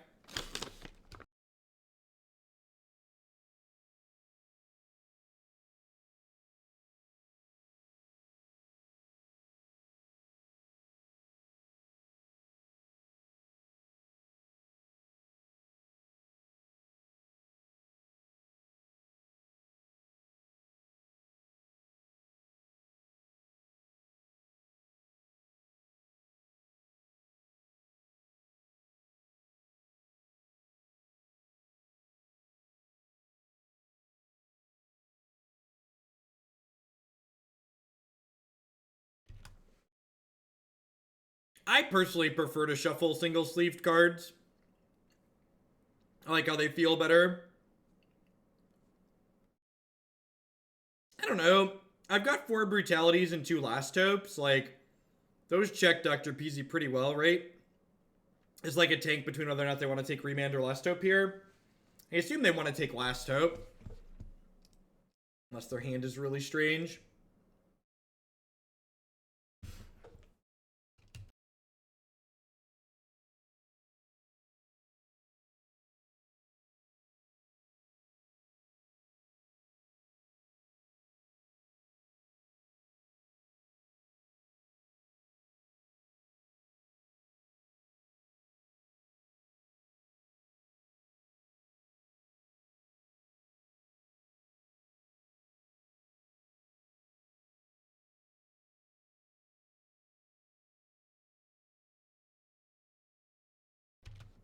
On the stack with the $5 donation. The feel bad part of this donation is for a few days, won't be able to roll out of bed and watch many hours of Jeff memes. Have fun at STGCon. Thanks for the support. I appreciate it.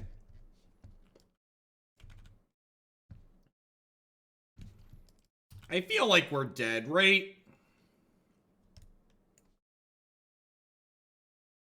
Yes, it's so rude. I'm just going to roll along to the last one.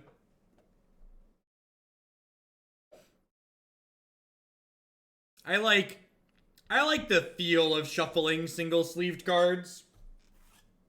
It's like, I like that good clean riffle. That good clean that, you just get that, yeah. Little shuffling ASMR here. Just get that good clean bridge in the middle, just like, yeah, just nothing like a good bridge in the middle. Maester, thank you for the 10 months there. I appreciate it. Welcome back. Those are Paper Magic the Gathering cards. This is that red-green madness deck that I found in my garage. I've just like kept in this box on my desk since I found it. I don't actually have a Paper Warhammer deck sleeved up. I mostly bought them to import into the digital. So when I sold out of Paper Magic, I kept a box of like playable cards that like weren't worth selling at the time. And like now Nihil Spellbombs and Faithless Lootings are like 50 cents and $1. So I'm probably gonna like go through that box and like sell it all for quarters and 50 cents. There's probably $200 or $300 worth of cards in there now. I don't shuffle Magic cards like that. Well, I feel sad for you. I feel, listen, turn 1 Lava Spike, turn 2 Bitterblossom. No fear. Ain't no fear here. No, I only riffle shuffle my opponent's deck if they riffle shuffle their deck first. So, if they riffle their own deck, I'm like, hey, am I allowed to do that too? And usually they say yes, they don't care. But generally speaking, when I shuffle other people's decks, I do just do the corner shuffle, just like that, you know, pretty traditional packet. And there's a little bit of a bridge when you corner pack, but like if you're not okay with your cards getting shuffled this much, you probably shouldn't play with them.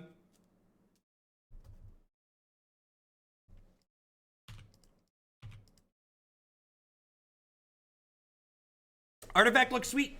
I think it's awesome that they have a Spectator client baked in already. I think it's fantastic that they're going to have a native Linux client as someone who streams from Linux and mostly uses Wine to do so.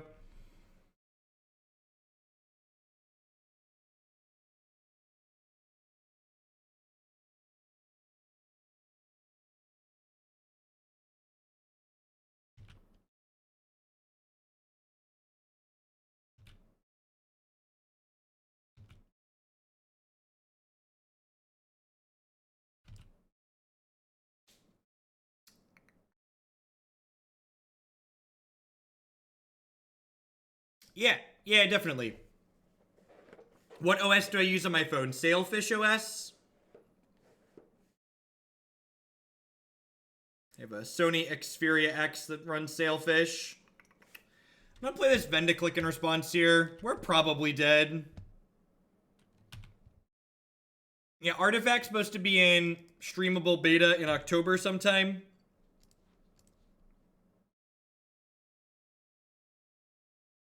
What did I think of Keyforge? I think the Keyforge gameplay was A+, and I think their distribution model is idiotic.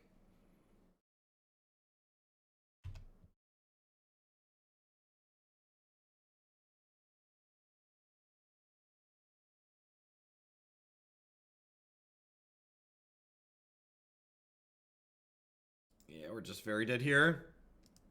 Keyforge and Artifact are actually both Garfield games. Keyforge is being released by Fantasy Flight. It's a paper game. Artifact is being created by Valve, or being published by Valve, and it is a only digital game.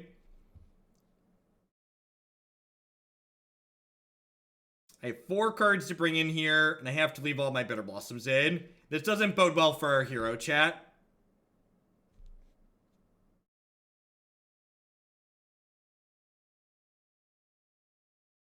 I sent Kent Ketter to get me. I sent Kent Ketter to go get me an artifact key from PAX since he lives out there.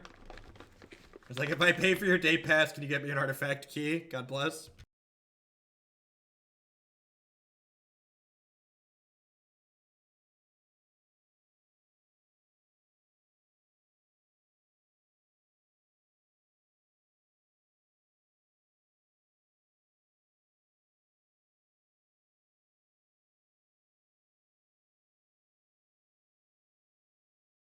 I don't know. Bitterblossom alongside Scion of Oona can actually kill people.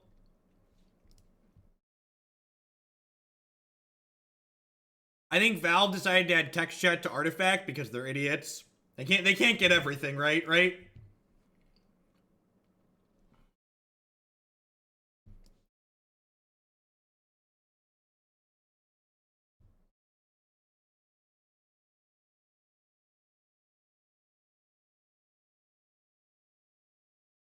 Someone asked, why do I think the Keyforge distribution model is bad?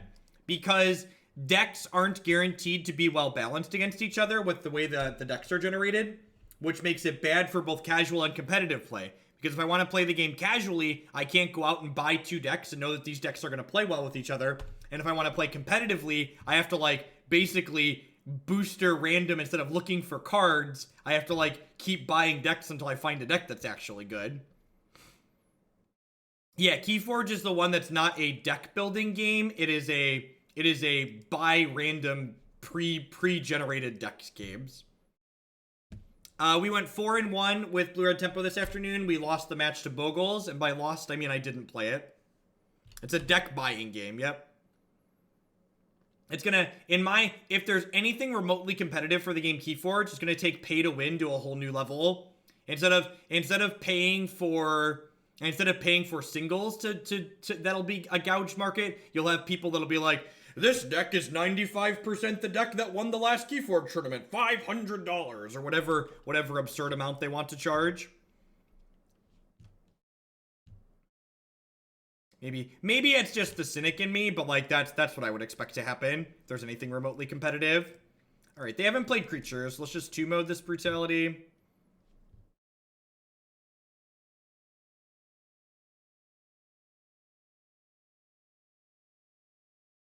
It's not though, RXX. If Keyforge was just like a set of like 30, 40, 50 decks that were guaranteed to be balanced against each other, I think it would be reasonable.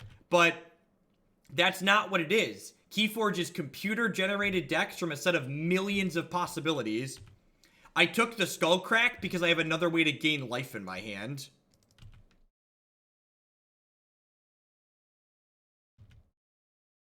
And again, like, it was kind of sad.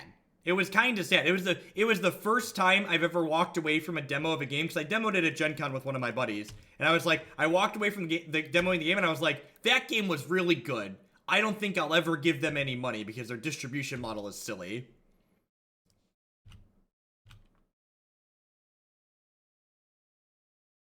Yeah, they're completely random from all the possibility. They're like they're random within the colors that the deck is. So like there's like 3 decks and the computer generates randomly.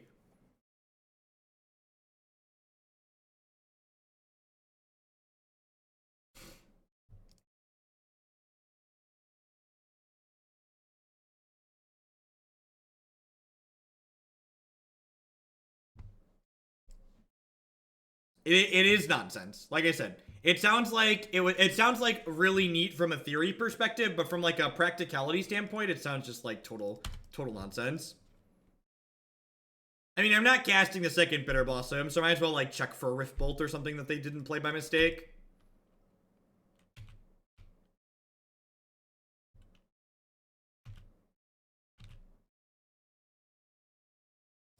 Like I said, the pay to win or the pay to compete aspect of it sounds really terrible to me.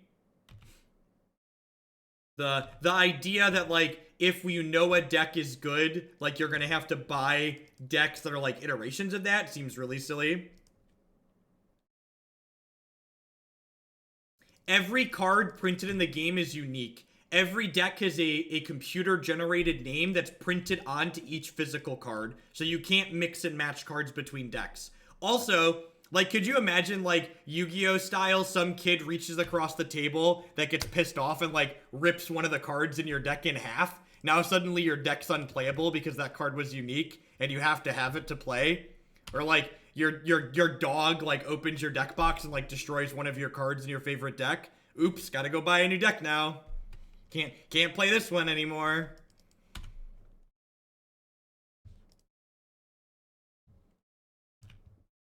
There's, I don't know. Maybe I'm just a cynic. The decks are cheap. They're only like, it's like 10 bucks or 12 bucks for a deck, or maybe even less than that. Yeah, it's somewhere between 10 and 50. I don't actually know. I don't know offhand. Don't quote me on that. It's like 15 or less, I'm pretty sure. But I don't know where exactly the less falls.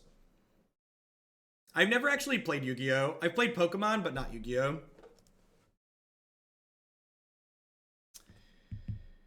Yeah, I don't really have anything to do. I think we just need to get incredibly fortunate again to win. So, I'll do a formal wrap-up in a second. I was going to just start doing a wrap-up, but I think I'll wait a hot minute here. $9.99. There you go.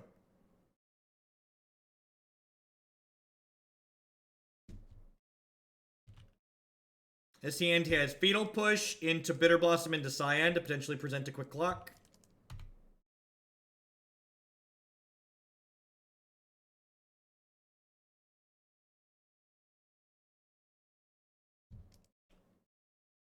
Sprite's a good draw. She'll counter something decent at some point. Probably just want to Fatal Push this now. Yeah, I'm just gonna do this now.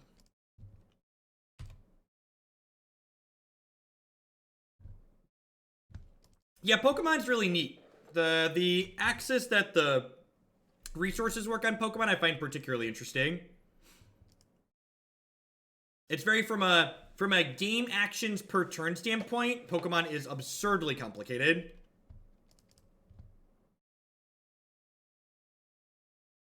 If we can hit a Collective Brutality, we're probably in a good spot this game with double Sprite in hand. Pokemon isn't exactly like Vintage. It's probably actually closer to Legacy. Legacy has more cantrips than Vintage. I've not played the Dragon Ball card game. Basically, anything that doesn't have a digital component in this day and age, I just don't even look at. I'm an old man with minimal amounts of time to play paper card games. So if there's not a digital component, just like I just totally check out.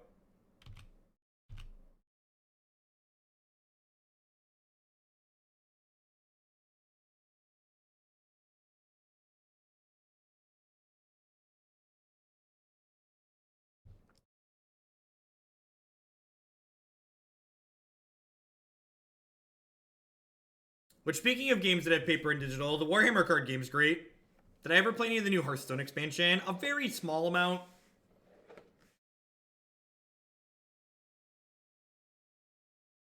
I should make a point to try and check out Hearthstone's wild format. I just found it's so hard to keep up with standard formats that change so much every set release. I really hope they cast a spell here, because I would like to cast my Spellstutter Sprite this turn.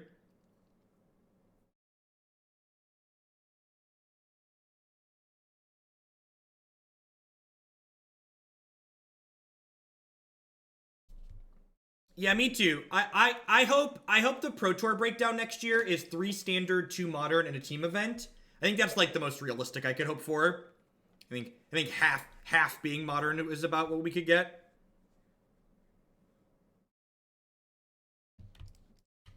Deal.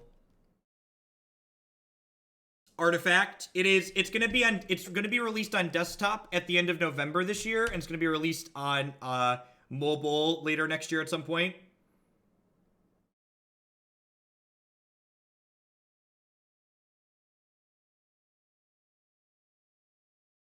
We actually kind of want them to keep missing on lands here to be stalled on resources, because I feel like our hope for winning this game is them just like bricking off at this point and not being able to use all their resources.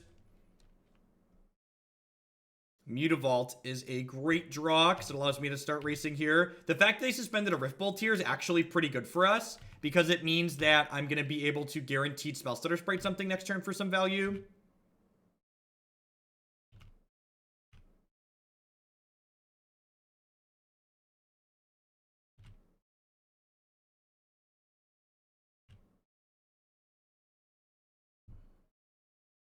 These games have been a really good example of why I like Bitterblossom, why I think leaving Bitterblossom in this matchup is good.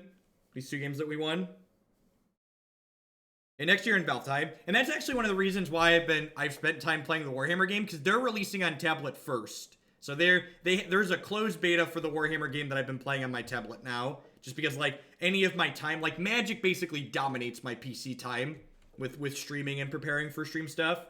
So being able to play a game on mobile is nice. Why not draw 2 last turn? Yeah, I 10 out of 10 should have drawn 2 last turn. You are super correct. You are super correct that I should have drawn 2.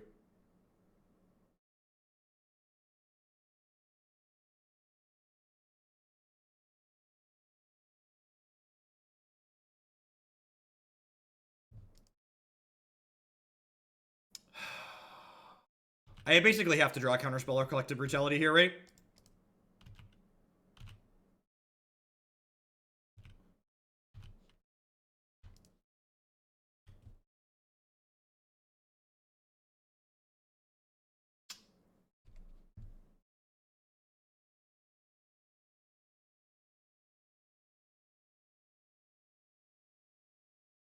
We could still die here. We could still die.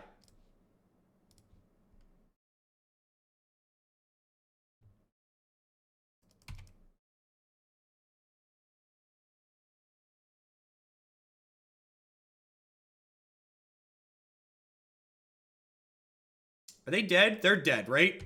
Yeah, sweet. GG.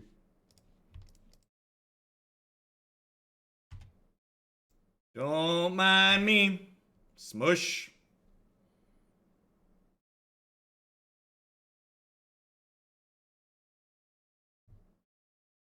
We beat Burn while they were on 2 lands. Those are the tough games to beat Burn. Collective Brutality is a heck of a drug.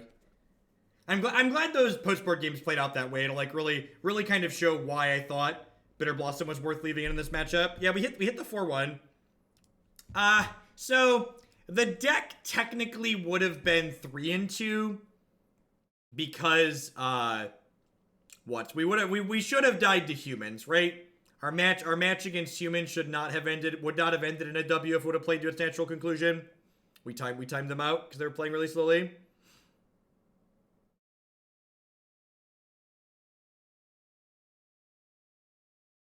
Thoughts on blue-black, this iteration of blue-black fairies specifically. I want 2 more basics in the mana base. I think probably Cavern of Souls are probably fine. I think I would probably cut either the Caverns or the Darkslick Shores, depending on how greedy you want your mana base for like another swamp and another island. There's too many 2-drops in this deck, and I don't know exactly which ones I want to get rid of. This Vapor Snag and this Spell Pierce, I don't think we ever actually drew or cast either of these cards in 5 matches. But they seem a little bit random. I personally have been a big fan of being discard based. The remands were good against Tron. The remands were good against Tron and what's it called though? The charter courses were like average that league. I know they ended up pulling us out at the end there, but I really just feel like somewhere in these 2-drops something's got to give. Honestly, I could even see, I think cutting a Snapcaster Mage could even be reasonable. We don't really have a ton of things. So I think, honestly, I would probably do this and turn these into Inquisitions of Kozilek. I think is what I would probably do. I want, these Snapcaster Mage were like kind of medium on more than one occasion. So I think the Conclaves are good with the inclusion of Scion of Oona. So with Scion out, Faerie Conclave turns 3 mana in into 3 damage out, which is like extremely efficient. As far as the sideboard in this deck goes, I'm really not a huge fan of Leyline of the Void in decks without Faithless Looting. While I know its effect is really powerful, I think if you don't have a way to like get rid of it when you draw it in the mid to late game, it just like loses a lot of its effect. That being said, if you're expecting a lot of graveyard decks, it probably is the best tool for the job still. But I think if you're expecting a lot of graveyard decks that you feel like you need to play a card like Leyline, play 4 Leylines. I feel like the sideboard's kind of like split the difference in a little bit in a couple different directions, and I think I would prefer to have more of these. The last comment would be, I'm not sure that this is a Damnation deck, because we're playing both for Scion of Oona and Mistbind Clique. We're like playing to the board a little bit more than the more controlling blue-black fairies that we've played a couple of times. And I think I would rather have more pieces of spot removal in the sideboard rather than the Damnations potentially.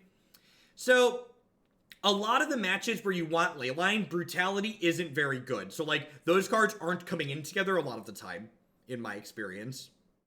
Like I don't want Brutality against like Dredge or Bridgevine or stuff like that. But overall, this deck did remind me of how sweet Scion of Oona is. It's been a long time since I've cast this card. Mistbind Clique, this card, it's so good. Like, part of the reason why, you know, Humans is good is because having a 3/3 flyer Mantis Rider is great. And just, like, the fact that this card is even bigger than that gives this a deck a way to, like, play defense in addition to offense. You know, this is going to be it for me for today. I have a hard stop time at 3:30 Cornfield time, so I can pick Jacob off the bus. I was on for a shorter time period today. Tomorrow, I'm going to do another long Friday stream, so I'll be on about 9 a.m. tomorrow morning. I'm planning to do 10 to 12 hours at a minimum again. Found your fave videos the other day on YouTube. I'm happy to find you streaming. Well, awesome. Welcome. If you want to find more stuff from me, be sure to check out my website as well, jeffhoagland.com/decklist. All sorts of great stuff on there. Broke up by format. Broke up by deck. That's gonna be it for me for today. I'm gonna find someone else streaming Modern to give a host to here real quick, and hopefully I'll catch some of y'all around tomorrow. Thanks for the support as always, folks. Looks like Mr. Davis is live. I'm gonna send you over his way. Actually, Stevens is probably gonna be going for longer than Jim. Jim usually starts in the morning. All right, I'm gonna ship you over to Stevens.